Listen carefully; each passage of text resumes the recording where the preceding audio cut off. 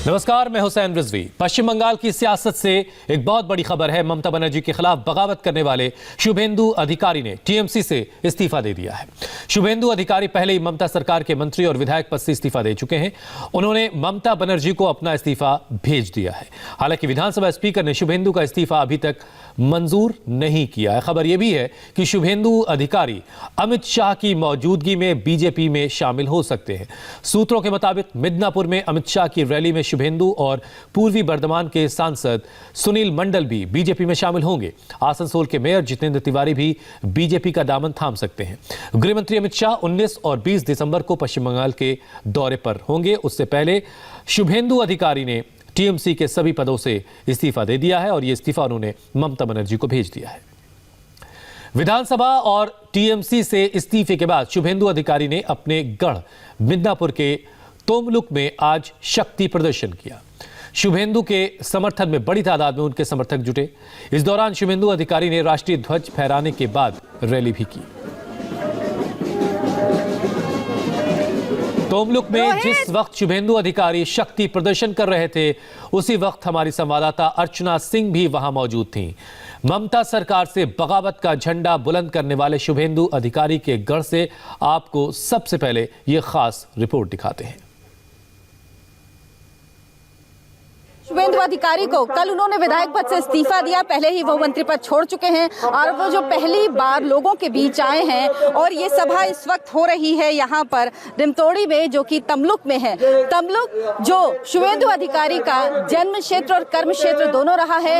यहीं से 2009 से लेकर 2016 तक वो सांसद रहे और 2016 से विधायक रहे और वो विधायक पद कल उन्होंने छोड़ दिया है। अटकलें लगाई जा रही हैं कि 19 तारीख को जब ऐसा ही एक मंच सजेगा मिदनापुर में, तब उस मंच पर भी होंगे शुभेंदु अधिकारी। वो मंच होगा लेकिन बीजेपी का, जिसमें अमित शाह मौजूद होंगे और ये कहा जा रहा है कि उस दिन उस मंच पर बीजेपी ज्वाइन करेंगे शुभेंदु अधिकारी। लेकिन आज वो इस्तीफा देने के बाद पहली बार आए हैं लोगों के सामने। अब वो विधायक नहीं है, मंत्री पद पहले ही छोड़ चुके हैं। उनका अगला कदम क्या होता है, क्योंकि यहाँ बंगाल में बहुत कुछ स्टेक पर लगा हुआ है बहुत लोगों का और स्थिति साफ लगभग है, तस्वीर साफ है, लेकिन कुछ और चीजें साफ दिखेंगी। सिर्फ 2 दिन के अंदर एकदम साफ हो जाएंगी। यहाँ लोग मौजूद हैं और इस कार्यक्रम में मौजूद हैं शुभेंदु अधिकारी। ये मेरे पीछे आप एक मंच देख रहे हैं। ये मंच सजा है 17 तारीख को। ऐसा ही एक मंच सजेगा, इससे बड़ा और भव्य मंच होगा, वो होगा 19 तारीख को और वो मंच सजेगा मिदनापुर में, जिसमें अमित शाह मौजूद होंगे, उसमें शुभेंदु अधिकारी भी होंगे और कहा जा रहा है उस दिन वो औपचारिक रूप से बीजेपी ज्वाइन कर लेंगे। लेकिन उसके पहले क्या होगा, बहुत सारा राजनीतिक उठापटक चल रहा है। कल विधायक पद से इस्तीफा देने के बाद शुभेंदु अधिकारी ने सुनील मंडल से मुलाकात की, जो कि पूर्वी बर्धमान के सांसद हैं। ये कहा जा रहा है कि कई और सांसद और विधायक ऐसे हैं जो शुभेंदु अधिकारी के साथ बीजेपी जा सकते हैं। बस दिन और समय का इंतजार है। आज 17 तारीख है, 19 तारीख से अमित शाह का 2 दिन का कार्यक्रम है यहाँ पर मिदनापुर में और उस दौरान तस्वीर बहुत कुछ साफ हो जाएगी जब पश्चिम बंगाल में गृह मंत्री अमित शाह आएंगे और कहा जा रहा है उसी दिन उसी मंच पर शुभेंदु अधिकारी बीजेपी ज्वाइन करेंगे। लेकिन उनके साथ और कितने लोग आते हैं? बड़ा प्रभाव है शुभेंदु अधिकारी का। 55 से 60 सीटों पर प्रभाव डालते हैं विधानसभा की, तो बीजेपी के लिए एक बड़ा गेन होगा। लेकिन टीएमसी के लिए बहुत बड़ी चुनौती, क्योंकि टीएमसी में दूसरे नंबर के नेता है ममता बनर्जी के बाद शुभेंदु अधिकारी, लेकिन वो बड़े समय से नाराज चल रहे हैं। मनाने की तमाम कोशिशें की गई, लेकिन शुभेंदु अधिकारी नहीं माने। वो लंबे समय से पार्टी से दूरी बना के रखे हुए हैं, कैबिनेट मीटिंग में नहीं जाते थे। इसके अलावा उन्होंने जो भी रैली की है, जनसभाएं की, उसमें उन्होंने ना ही पार्टी का झंडा इस्तेमाल किया, ना ही ममता बनर्जी के पोस्टर इस्तेमाल किए हैं। तभी से संकेत मिल गए थे, लेकिन इन संकेतों पर जो इबारत लिखी जानी है वो इबारत तय हो जाएगी। अगले 2 दिन में तस्वीर एकदम साफ हो जाएगी कि क्या शुभेंदु अधिकारी बीजेपी के मंच पर होंगे और वो 2021 का विधानसभा चुनाव बीजेपी से लड़ेंगे। ये बीजेपी के लिए पश्चिम बंगाल में एक बहुत बड़ी जीत होगी। ममता के खेमे में सबसे बड़ी स्ट्राइक होगी और देखना होगा इसका नतीजा बीजेपी को 2021 के चुनावों में पश्चिम बंगाल में क्या मिलता है। शुभेंदु अधिकारी ने अपने गढ़ में रैली के साथ साथ पदयात्रा भी की। इस दौरान उनके हाथ में राष्ट्रीय झंडा नजर आया। आपको अर्चना सिंह की एक और रिपोर्ट दिखाते हैं।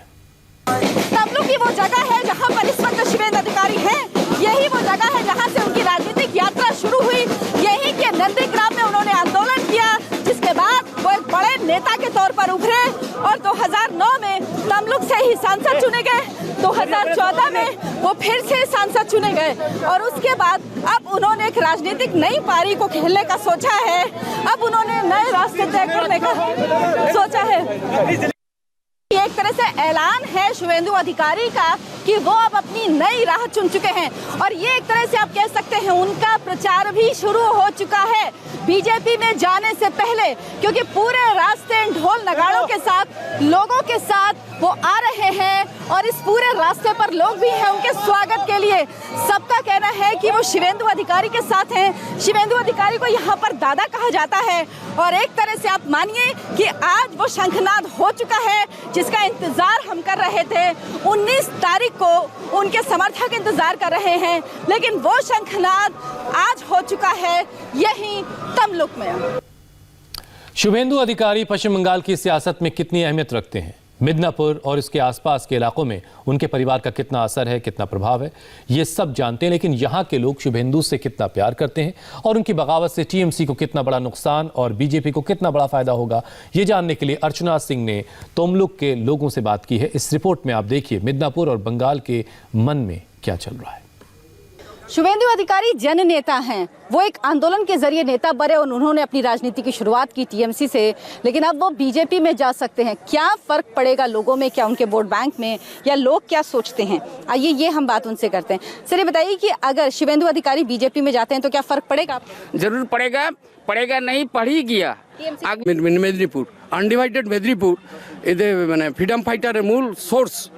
ফলে কল্লোডিনী কলকাতাতে কোনো লিডার বসে কিভাবে কি করবেন না করবেন, শুভেন্দুবাবুকে কে কতটা লাইট দিবেন, শুভেন্দুবাবুর নিজের আলো আছে, তিনি নিজেই সূর্য, তার আলোকে বিচ্ছুরিত হবে বাংলার যুবক, বাংলার কৃষক, বাংলার গ্রাম বাংলার সংগঠিত মানুষ। ঠিক আছে, হিন্দি কিছু बोल रहा है। यहाँ पे जो शान होता है ना, शान ऑफ सॉयल होता है ना, अब बंगाल का प्राउड जो होता है ना, अभी शुभेंदु अधिकारी हो ही गया। ठीक है, बहुत पहले से ये सबको पता चल ही गया।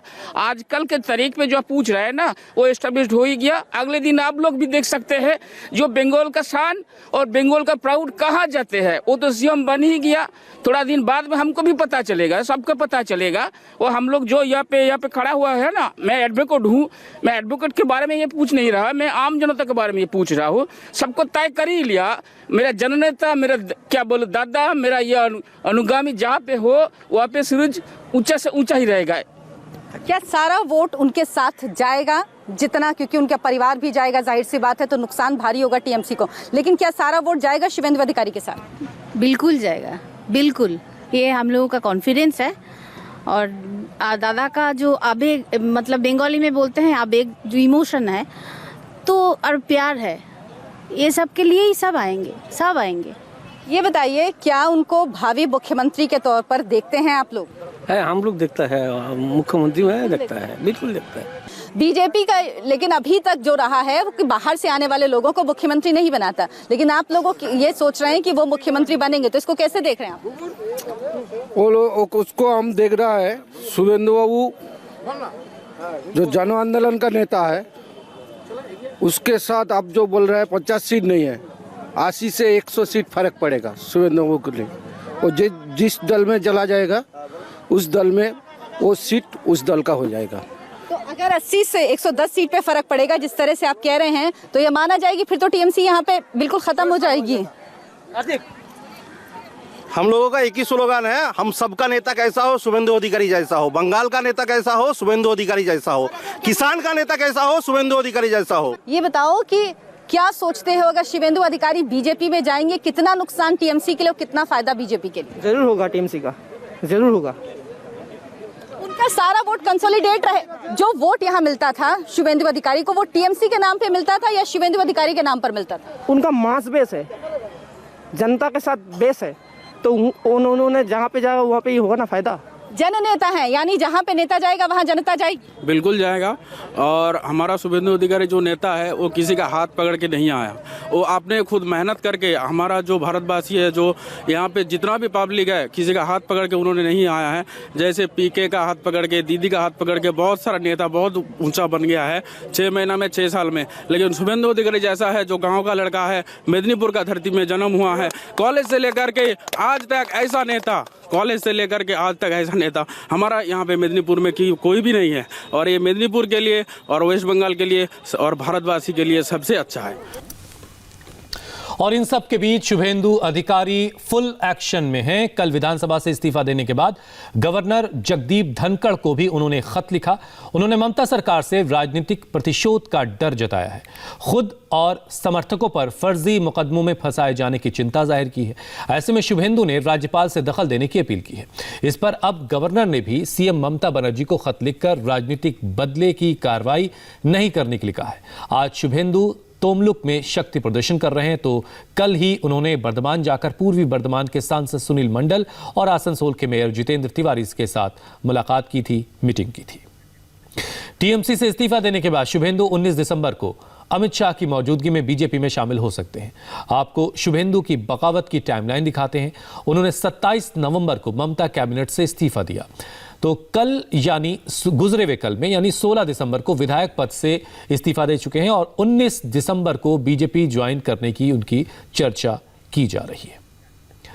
शुभेंदु अधिकारी की बगावत पर टीएमसी ने बड़ा हमला बोला है। पार्टी के वरिष्ठ नेता सौगत राय ने इसे शुभेंदु का विश्वासघात करार दिया है। उन्होंने कहा कि मुश्किल वक्त में लालची लोग पार्टी का साथ छोड़ देते हैं। सौगत ने शुभेंदु से सवाल किया कि उन्होंने 4.5 साल मंत्री रहने के बाद पार्टी छोड़ने का फैसला आखिर क्यों किया, 2 साल पहले पार्टी क्यों नहीं छोड़ी।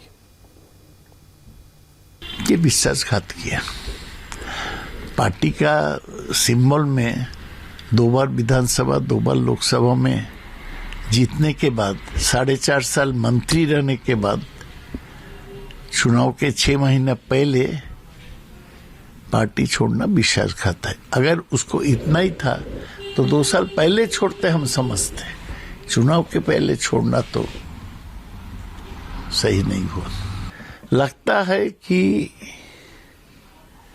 समय जब कठिन होता, कमजोर और लालची लोग संगठन छोड़ देते हैं। इसको लेके सोचने से कोई फायदा नहीं। गृहमंत्री अमित शाह के बंगाल दौरे पर पूरे देश की निगाहें हैं, क्योंकि इस दौरे पर ममता बनर्जी के राइट हैंड रहे शुभेंदु अधिकारी बीजेपी में शामिल हो सकते हैं। आपको शाह के बंगाल दौरे का पूरा प्लान दिखाते हैं। गृहमंत्री 18 दिसंबर को कोलकाता पहुंचेंगे और फिर 19 दिसंबर को वो कोलकाता में NIA की मीटिंग में शामिल होने के बाद स्वामी विवेकानंद के पुश्तैनी घर का दौरा करेंगे। फिर मेदिनीपुर पहुंचेंगे, जहां सिद्धेश्वरी मंदिर में पूजा करेंगे। खुदीराम बोस को श्रद्धांजलि और महामाया मंदिर में पूजा का कार्यक्रम है।